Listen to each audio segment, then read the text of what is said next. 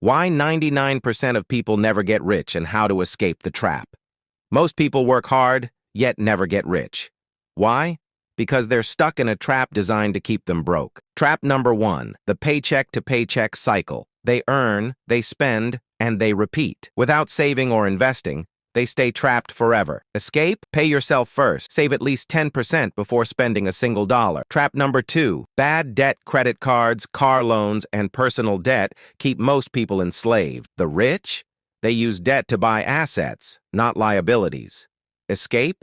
Use debt wisely. Invest in things that grow your wealth, not drain it. Trap number 3, relying on one income stream. Most people depend on a single paycheck. If it disappears, so does their financial security. Escape? Create multiple income streams. Wealthy people don't rely on just one source of money. Trap number 4, lack of financial education.